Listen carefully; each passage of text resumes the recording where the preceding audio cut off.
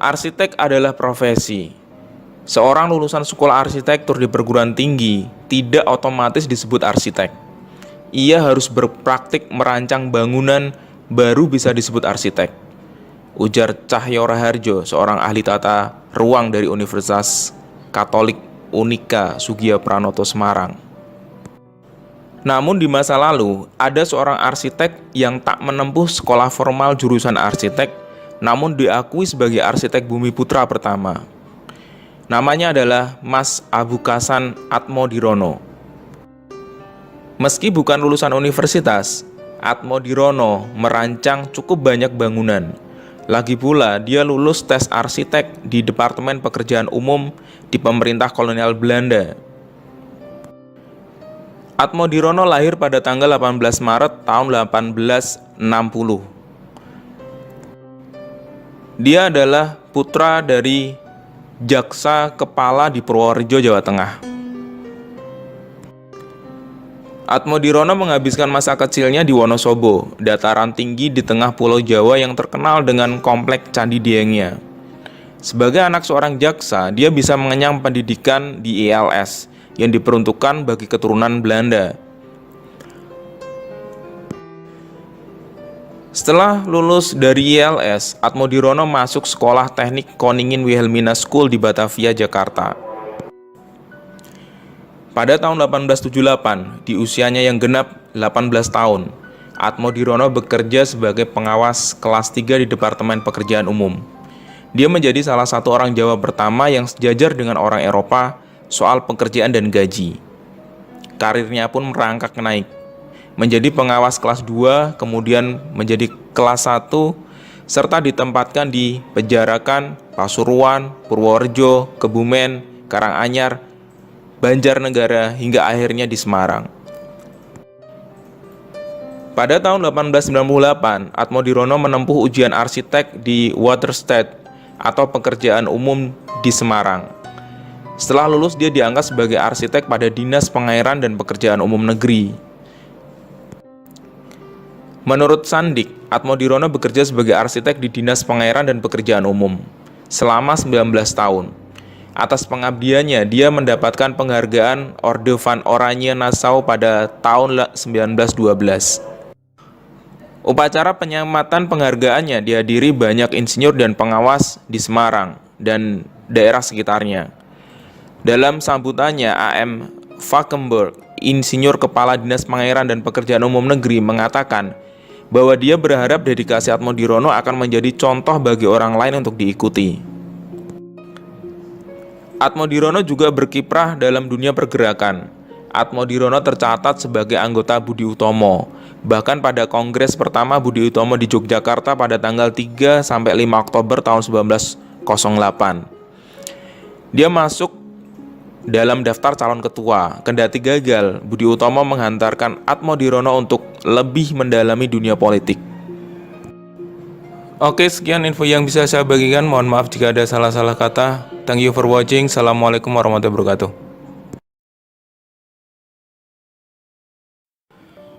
John F. Kennedy adalah satu-satunya Presiden Amerika Serikat yang berkenan di hati Soekarno, Presiden pertama Republik Indonesia.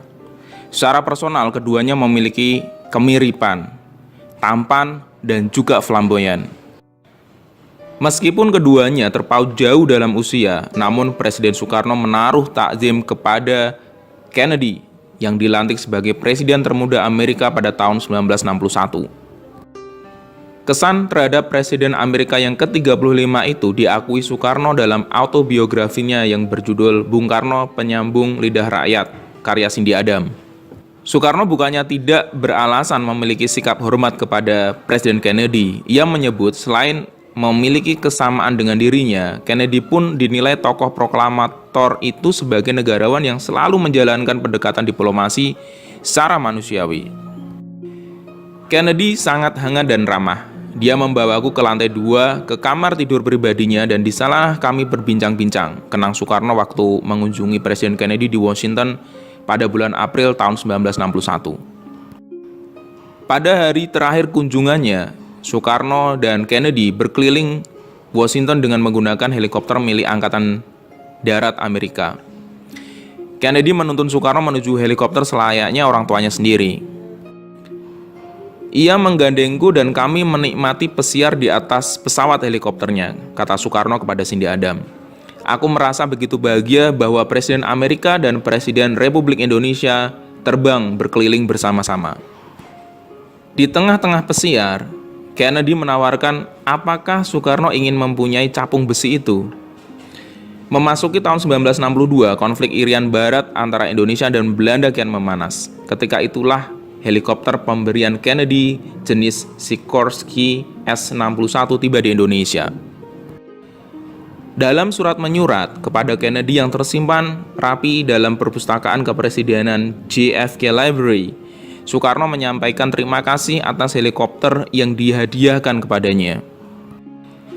Helikopter itu telah terbukti sangat membantu saya terutama dalam perjalanan menginspeksi daerah-daerah pedesaan, tulis Soekarno dalam suratnya di bulan Februari tahun 1962. Dalam pokok surat itu, Soekarno menjelaskan posisi Indonesia tak akan mundur dalam tuntutannya terhadap wilayah Irian Barat.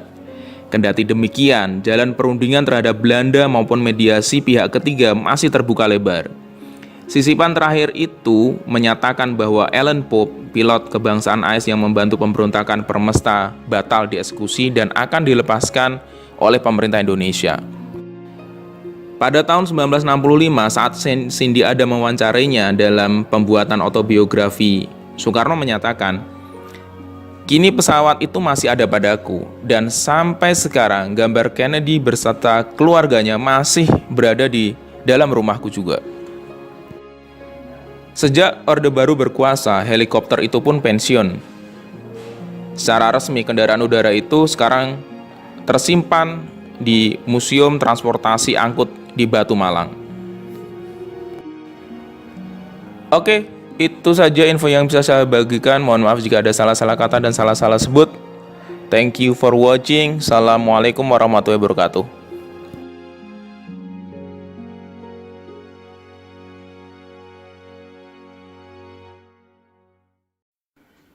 Selepas masa revolusi, Dr. Sulianti Saroso kembali memfokuskan diri pada dunia kedokteran. Beliau bekerja di Kementerian Kesehatan dan prestasinya sangat mengesankan. Kecerdasan dan kecakapannya membuat dia mendapatkan beasiswa di Organisasi Kesehatan Dunia atau WHO untuk mempelajari sistem kesehatan ibu dan anak di negara-negara Eropa. Sekembalinya ke tanah air pada tahun 1952, Dr. Sul membawa banyak ide mengenai kesehatan ibu dan anak, khususnya pengendalian angka kelahiran melalui pendidikan seks dan keluarga berencana atau KB. Dengan penuh semangat, dia meminta pemerintah untuk membuat keputusan-keputusan yang mendukung penggunaan alat kontrasepsi melalui sistem kesehatan masyarakat, seperti yang ditulis oleh Terence H. Hull dalam buku yang berjudul People, Population, and Policy in Indonesia. Melalui radio RRI di Yogyakarta, Dr. Sul menyampaikan pidato untuk menggalang dukungan pemerintah. Namun mendengar siaran tersebut, Wakil Presiden Muhammad Hatta pada saat itu tidak berkenan. Walaupun gagasan ekonominya sangat maju, Bung Hatta menganggap diskusi mengenai hal itu kurang tepat dan kurang wajar untuk digunakan dalam komunikasi massa dan merupakan urusan kehidupan keluarga masyarakat Indonesia, seperti yang ditulis oleh Hull. Bung Hatta meminta Dr. Sulianti berhenti membicarakan mengenai keluarga berencana dan menahan diri dalam menjalankan tugasnya sebagai Kepala Jabatan Kesehatan Ibu dan Anak pada Kementerian Kesehatan yang ada di Jogja. Reaksi juga muncul dari organisasi perempuan lokal, terlebih setelah muncul berita di Harian Kedaulatan Rakyat pada tanggal 16 Agustus tahun 1952 yang merupakan hasil wawancara langsung dengan Dr. Sulianti. Judulnya kurang lebih adalah "Beranikah kaum ibu lakukan pembatasan kelahiran?". Di dalam berita itu juga menyebutkan 2 bulan sebelumnya 2 utusan dari markas besar Badan PBB untuk urusan anak atau UNICEF di Bangkok, Dr. Sam Kinney dan Hayward berkunjung ke Indonesia untuk membicarakan rencana peningkatan kesejahteraan ibu dan anak yang diajukan kepada UNICEF. Rencana itu kemudian diterima oleh UNICEF. Menurut Dr. Sulianti, Indonesia kekurangan tenaga bidan sehingga masyarakat menggunakan tenaga dukun. Angka kematian bayi pun tinggi. Di sisi lain, jumlah penduduk Indonesia meningkat.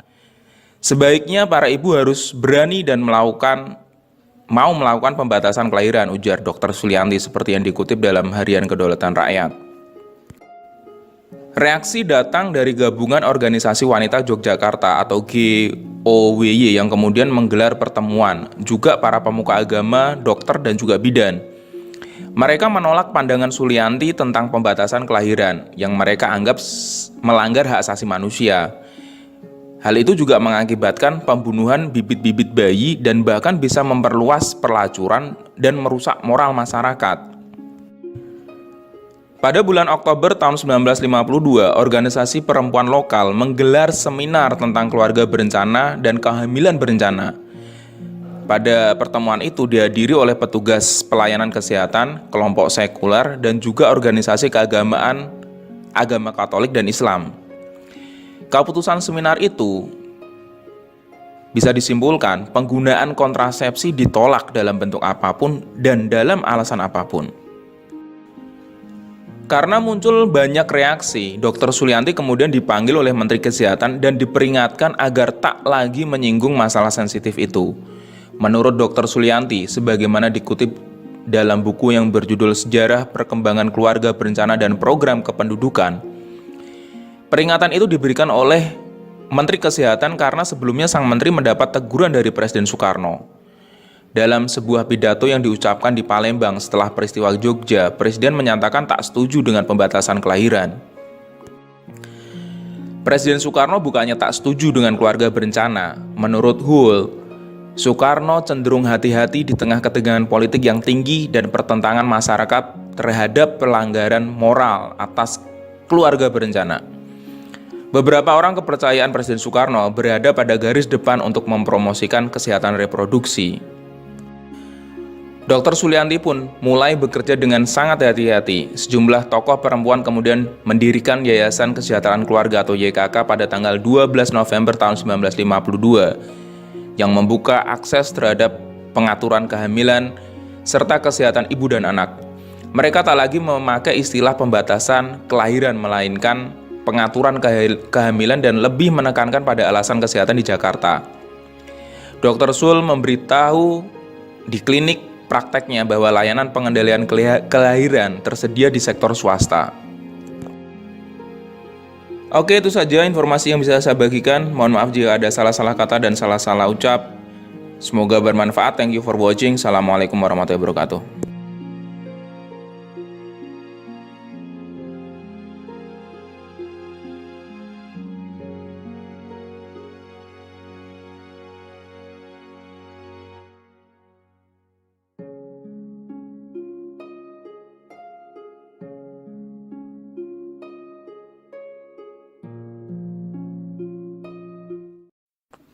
Di antara desing peluru, dentum meriam, pakai kemerdekaan dan jerit para pejuang yang sedang terluka, seorang dokter muda dengan cekatan menolong para pejuang yang terluka di front terdepan. Dia mengorganisasi dapur umum untuk memenuhi kebutuhan gerilyawan yang masuk ke dalam kota.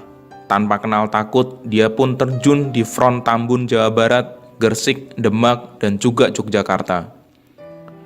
Karena kenekatan dan keberaniannya itu, dia sempat ditahan oleh pemerintah kolonial Belanda selama 2 bulan di Yogyakarta. Sul, sapaan akrab sang dokter muda itu, lahir pada tanggal 10 Mei tahun 1917 di Karangasem, Bali, dengan nama lengkap Juli Sulianti. Setelah menamatkan studi di Gimnasium Bandung, dia melanjutkan jejak sang ayah, yakni Dr. Sulaiman dengan mendaftar ke Sekolah Tinggi Kedokteran atau GHS di Batavia dan lulus pada tahun 1942. Sul bekerja di bagian penyakit dalam yang kini menjadi RSCM atau Rumah Sakit Cipto Mangunkusumo. Kemudian dokter muda ini bekerja di bidang penyakit anak di Rumah Sakit Bethesda, Yogyakarta. Sul juga merupakan aktivis perempuan yang sadar politik. Mentor politiknya adalah Subadio Sastro Satomo. anggota Badan Pekerja KNIP yang kelak menjadi ketua fraksi Partai Sosialis Indonesia atau PSI di parlemen hasil pemilihan umum tahun 1955. Sul juga pernah duduk di Badan Kongres Pemuda Republik Indonesia sebagai Wakil Pemuda Putri atau PPI. Bersama dengan teman-temannya dia juga membentuk laskar wanita yang disebut WAPP atau Wanita Pembantu Perjuangan. Pada November tahun 1947, bersama Sunaryo, Mangun Puspito, dan Utami Suryadharma, dia menjadi delegasi Wakil Kongres Wanita Indonesia atau KOWANI, lembaga yang terbentuk pada tanggal 22 Desember tahun 1928 untuk mengikuti Inter-ASEAN Women Conference yang diadakan di India. Selepas revolusi, Sul kembali memfokuskan diri pada dunia kedokteran. Dia bekerja di Kementerian Kesehatan. Prestasinya sangat mengesankan. Kecerdasan dan kecakapannya membuat dia mendapatkan beasiswa Organisasi Kesehatan Dunia atau WHO untuk mempelajari sistem kesehatan ibu dan anak di negara-negara Eropa. Sekembalinya ke tanah air pada tahun 1952, Sul membawa banyak ide mengenai kesehatan ibu dan anak, khususnya pengendalian angka kelahiran melalui pendidikan seks dan gerakan keluarga berencana. Apa yang dipelopori Sul kemudian mendapat tempat di masa Orde Baru melalui program keluarga berencana. Dedikasi dan konsistensi Sul di bidang kedokteran membuat namanya harum hingga keluar negeri. Oleh WHO, dia diangkat menjadi anggota badan eksekutif dan bahkan pernah menjadi ketua Health Assembly atau majelis kesehatan yang berhak menempatkan dirjen WHO. Selama 25 tahun pertama, WHO hanya 2 perempuan yang terpilih sebagai Presiden Majelis Kesehatan Dunia. Rajkumari Amrit Kaur dari India tahun 1950 dan Julie Sulianti Saroso dari Indonesia pada tahun 1973. Sul bukan dokter biasa, kecemerlangannya berhasil mengangkat dunia kedokteran Indonesia ke tingkat dunia. Sul meninggal dunia pada tanggal 29 April tahun 1991. Namanya diabadikan menjadi nama sebuah rumah sakit penyakit infeksi Profesor Dr. Sulianti Saroso. Oke, itu saja yang bisa saya sampaikan. Mohon maaf jika ada salah-salah kata dan salah-salah sebut. Semoga bermanfaat. Thank you for watching. Assalamualaikum warahmatullahi wabarakatuh.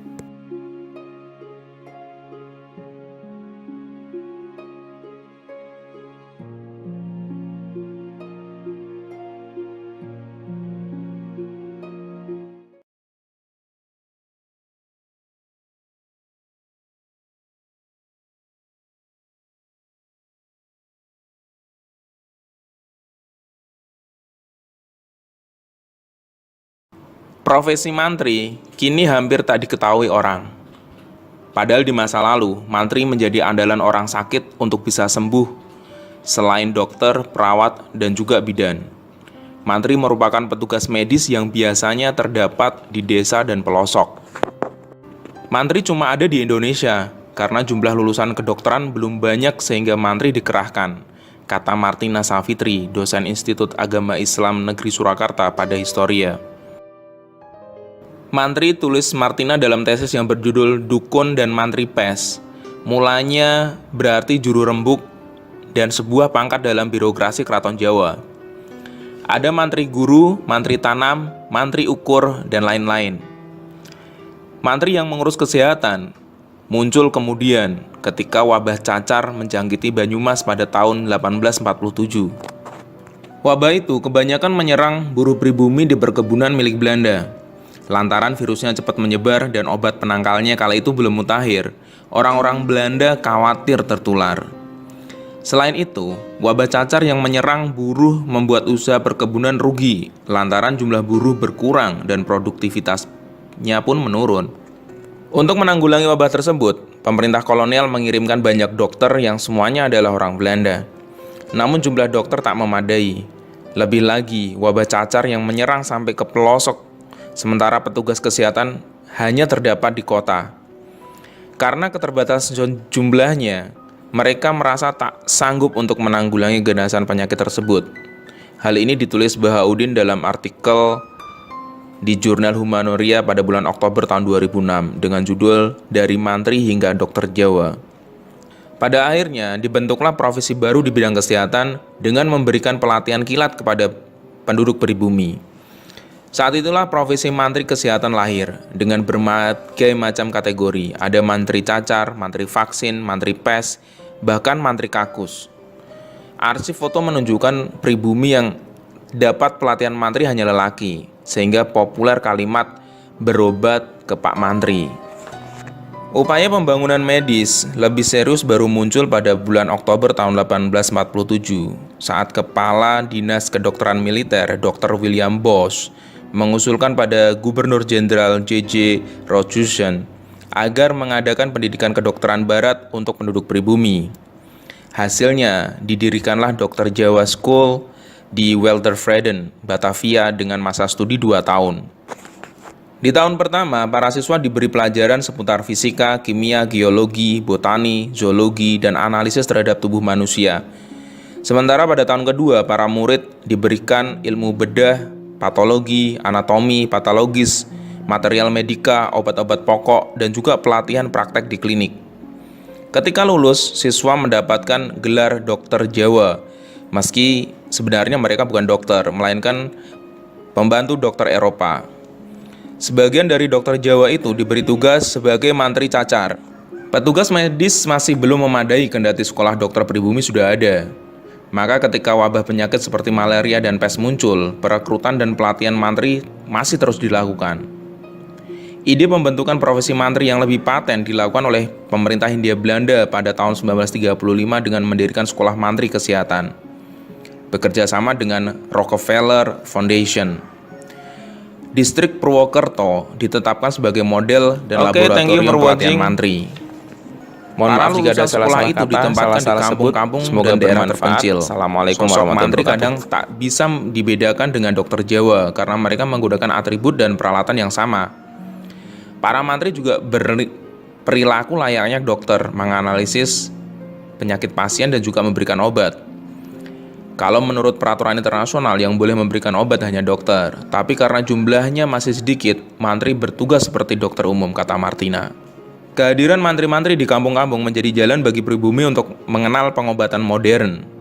Dan juga pengobatannya tidak berjarak lantaran penyembuh dan pasiennya masing-masing sama-sama adalah orang pribumi. Banyak pasien pribumi lantas berobat ke Pak Mantri kala penyakit menyerang. Namun jalaran banyaknya kritik pada kualitas lulusan dokter Jawa pada tahun 1898, sekolah dokter Jawa diubah menjadi Stovia. Masa studinya diperpanjang menjadi 8 tahun dan gelar yang didapat lagi bukan dokter Jawa, melainkan adalah dokter pribumi. Ada perbaikan kurikulum dan dokter pribumi mulai dicetak. Lulusannya adalah eranya Dr. Cipto Mangunkusumo atau Rajiman Wijoyo Diningrat. Bukan difungsikan sebagai mantri atau dokter Jawa, tapi adalah dokter yang sebenarnya, kata Martina.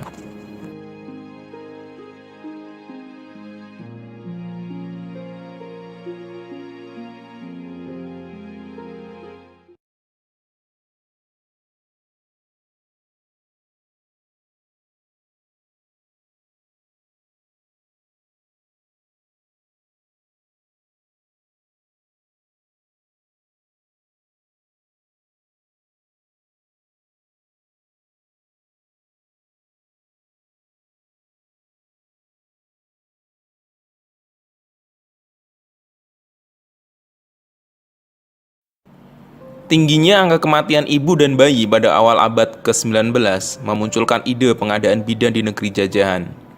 Kala itu, bidan Eropa masih sangat terbatas.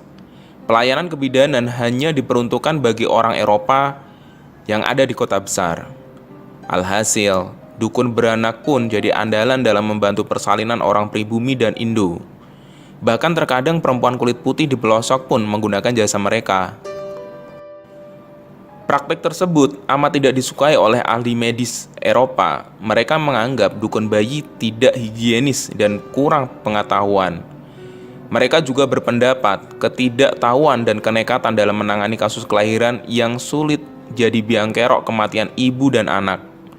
Untuk itulah para dokter Eropa memperkenalkan profesi bidan ke negeri jajahan. Tujuannya adalah untuk menggusur eksistensi dukun dan menekan angka kematian ibu dan anak.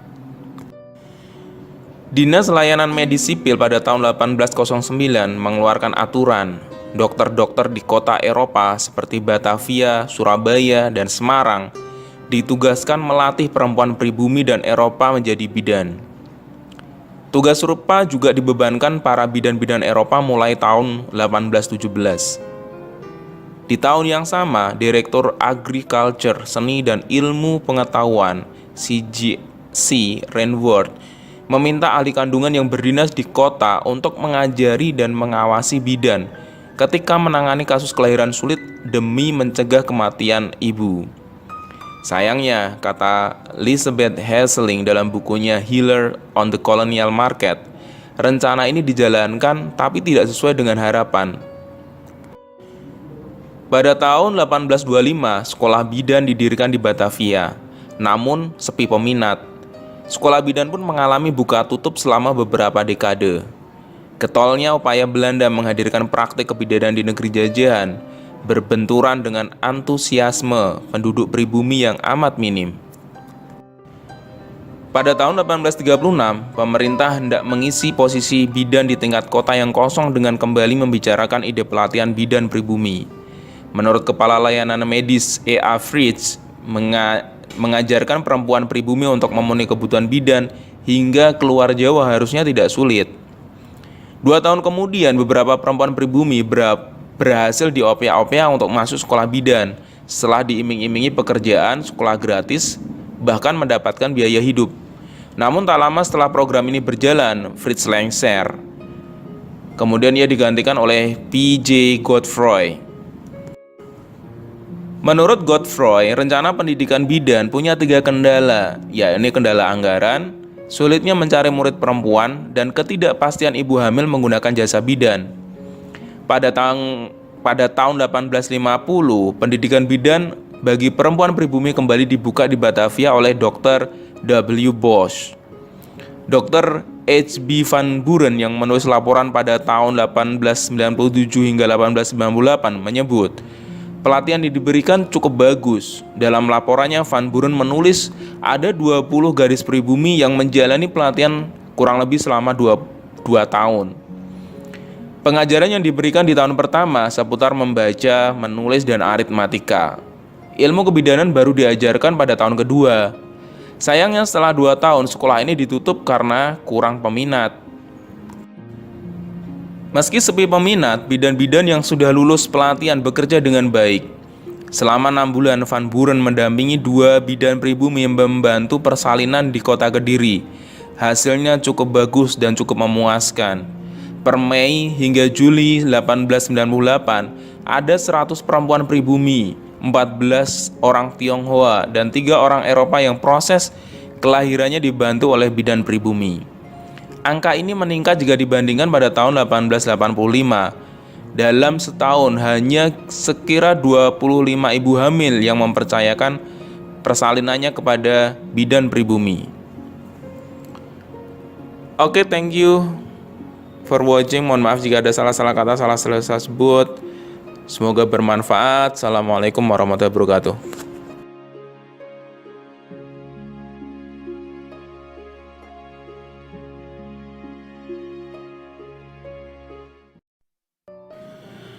Megawati Soekarnoputri sempat heran.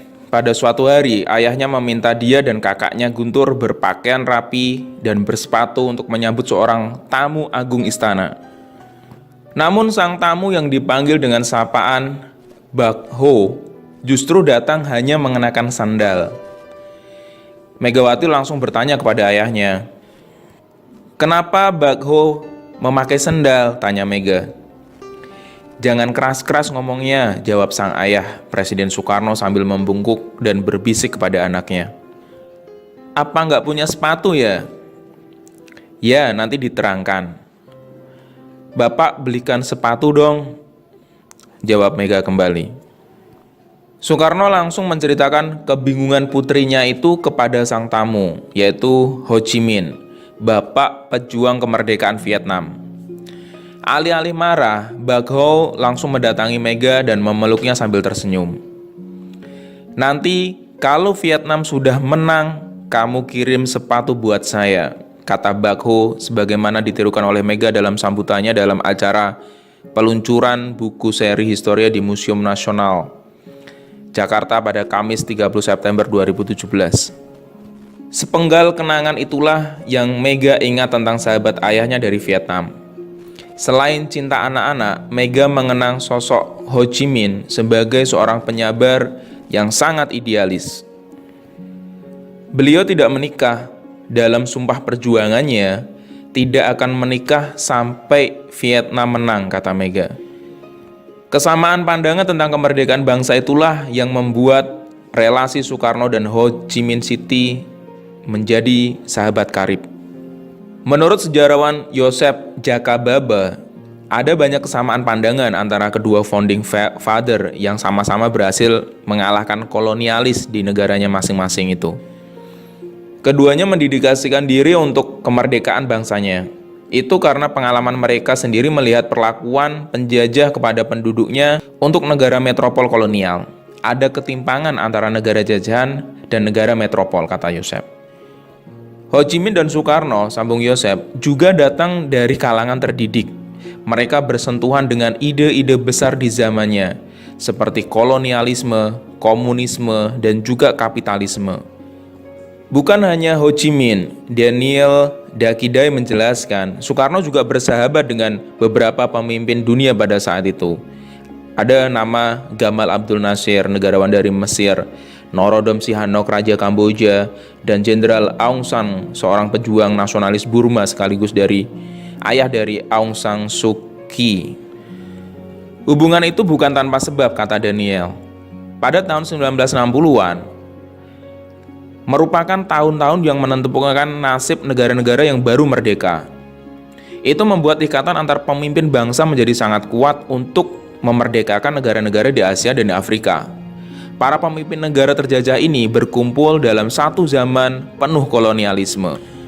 Bagi Soekarno, kolonialisme bukan hanya Belanda menjajah Indonesia, tapi menjadi permasalahan kolonialisme tiga benua.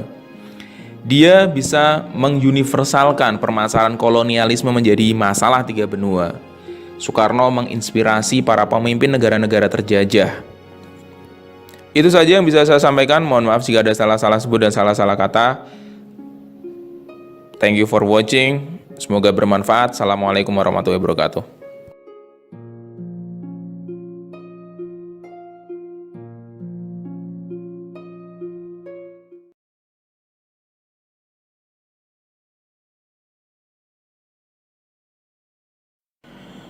Pada tanggal 15 November tahun 1964, Direktur Pengadaan Senjata Angkatan Darat Brigjen TNI Hartono mengumumkan bahwa Indonesia akan menguji bom atom pada tahun 1969.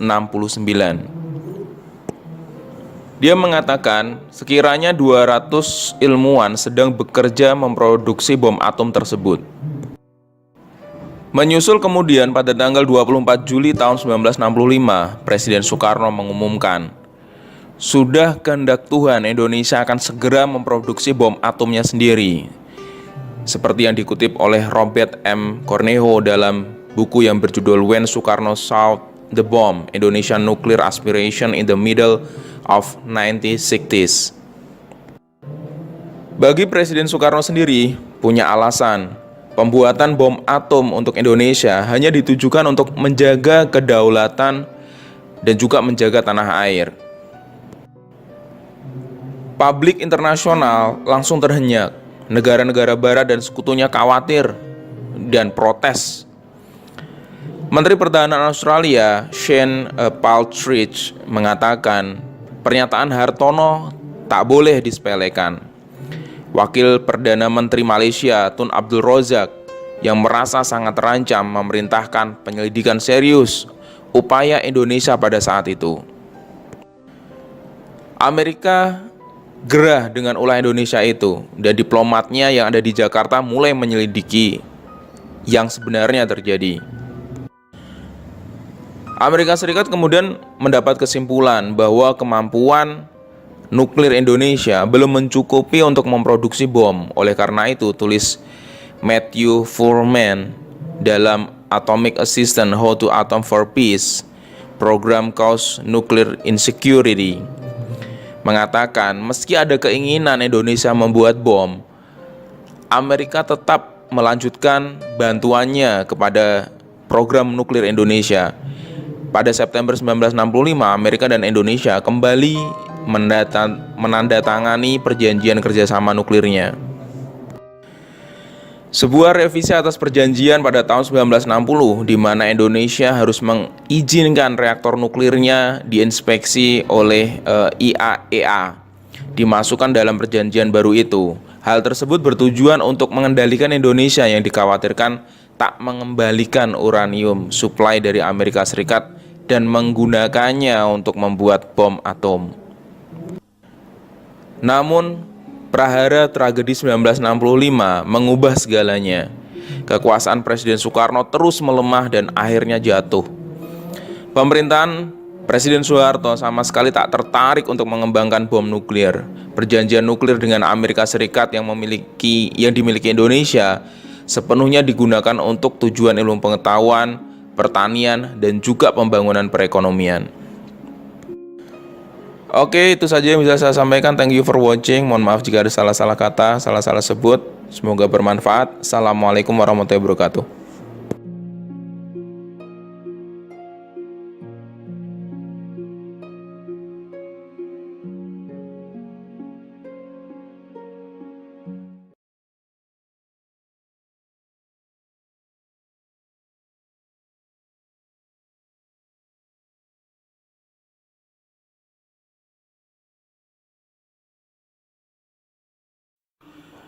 Brenda Lynn, seorang perawat dari Rumah Sakit Wilhelmina Amsterdam, terpaksa resign dari tempat kerjanya lantaran ia mendapatkan tugas baru di Rumah Sakit Militer Aceh di bawah instruksi Palang Merah Belanda. Bersama rekan sejawatnya, Brenda pun berangkat dari Hindia Belanda pada akhir abad ke-19. Setibanya di tujuan, Brenda dan temannya terkejut melihat kondisi rumah sakit di negeri jajahan yang jauh dari rumah sakit di negerinya. Kondisi rumah sakit di negeri jajahan pada awal 1900-an amat sederhana. Dinding kamar rawat inap terbuat dari bambu. Ruangannya pun tanpa lampu. Depan juga terbuat dari kayu. Lantainya juga kotor. Tidak semua perawat Eropa bisa beradaptasi dengan iklim tropis. Beberapa di antaranya jatuh sakit. Ada yang tidak kuat dan kembali ke negerinya. Brenda dan perawat-perawat lain merupakan perawat yang didatangkan langsung dari Hindia Belanda. Pada peralihan abad dari abad ke-19 ke abad 20, pemerintah Hindia Belanda gencar melancarkan proyek kesehatan. Kondisi berbagai rumah sakit diperbaiki. Selain itu, pemerintah juga mengadakan pelatihan dokter, dokter gigi, perawat, dan juga bidan. Banyak dokter Eropa mengeluhkan ketersediaan perawat yang tidak memadai, kendati perawat berpengalaman sudah didatangkan dari negeri Belanda. Mereka ditempatkan di kota-kota besar seperti Batavia, Semarang, Surabaya, dan juga Yogyakarta. Salah satu rombongan perawat yang hijrah ke negeri jajahan ialah ibu dari penulis Frances Gouda. Dalam sebuah buku yang berjudul Dutch Culture Overseas, Gouda menceritakan ibunya yang ditempatkan di rumah sakit Cikini, Batavia. Di sana ibunya bekerja sebagai perawat kebidanan dengan jam kerja cukup panjang, hingga tak punya waktu luang. Selain Ibu Gouda, istri Dr. Sutomo juga merupakan perawat Belanda yang pindah ke Jawa. Perawat Eropa yang bertahan tak melulu bekerja di rumah sakit, melainkan merawat pasien di rumah-rumah keluarga kaya. Namun jumlah mereka tidak cukup memenuhi kebutuhan di negeri jajahan. Alhasil, para dokter Eropa berinisiatif melatih perempuan Indo-Eropa untuk dijadikan perawat pada sekitar tahun 1900-an. Kendati kursus perawat telah dibuka di Batavia pada tahun 1897 oleh perkumpulan perawat di Hindia Belanda, tapi sepi pendaftar. Elizabeth Hieseling dalam bukunya berjudul The Early Years of Nursing in the Dutch East Indies menyebutkan kursus pertamanya baru dimulai pada tahun 1900. Sepinya peminat membuat standar khusus diturunkan. Tak harus perempuan Indo-Eropa, para dokter dan perawat Eropa mulai melatih orang pribumi untuk menjadi asisten mereka. Siapa saja direkrut jadi murid pelatihan keperawatan, asalkan mereka mau. Dokter dan perawat Eropa di berbagai daerah pun mulai membuka pelatihan-pelatihan perawat, baik untuk dikirim ke rumah sakit atau menjadi asistennya sendiri. Di Mojowarno, pelatihan dilakukan oleh perawat senior L.E. Barefoot van en Ewijk, seorang istri dokter misionaris dari Barefoot. Di Yogyakarta, pendidikan kilat keperawatan diberikan oleh Jacqueline Roger dan juga Joanna Cooper, dua orang perawat Eropa yang datang ke koloni. Kadang bila tidak ada murid yang bisa diajar, mereka merekrut membantu rumah tangga dan juga profesi-profesi lainnya yang mau diajar. Di Semarang, pelatihan dilakukan oleh dokter perempuan Nell Stockfish Cohen Stewart yang mengajar para gadis, sementara rekannya N.F. Lim, dokter kedua di tingkat kota, membuka pelatihan untuk perawat laki-laki. Dari temuan Stockfish, kebanyakan orang tua muridnya lebih suka anak mereka dilatih menjadi bidan karena lebih menjanjikan dibanding perawat. Selain itu, profesi perawat masih asing bagi orang pribumi. Usaha pertama dari Stockfish gagal, hingga ia sempat meninggalkan rencananya. Namun pada suatu ketika, perempuan Jawa di desa dekat rumahnya datang dengan tergopoh-gopoh di antar keluarga dan kepala desa.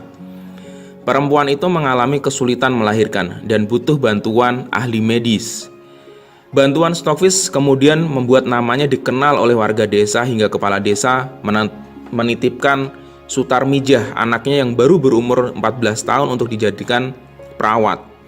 Sejak itulah profesi perawat mulai dianggap umum di negeri jajahan.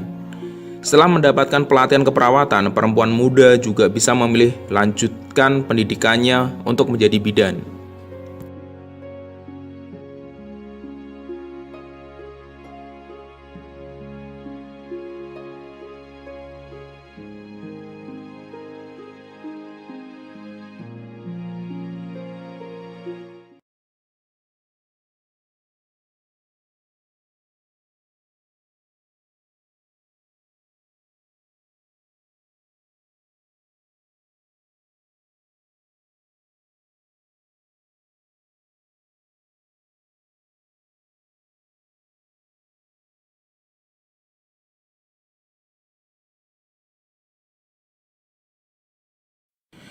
Konferensi tingkat tinggi negara-negara non-blok di Beograd, Yugoslavia pada tanggal 1 sampai 6 September 1961 memutuskan mengutus wakil ke negara adik kuasa untuk menjelaskan hasil konferensi, terutama yang berhubungan dengan bahaya perang.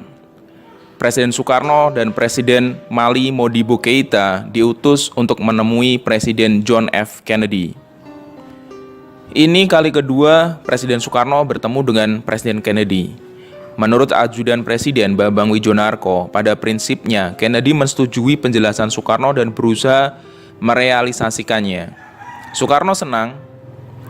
Seketika itu juga dia mengundang Presiden Kennedy agar datang ke Indonesia menjadi tamu pemerintah dan rakyat Indonesia.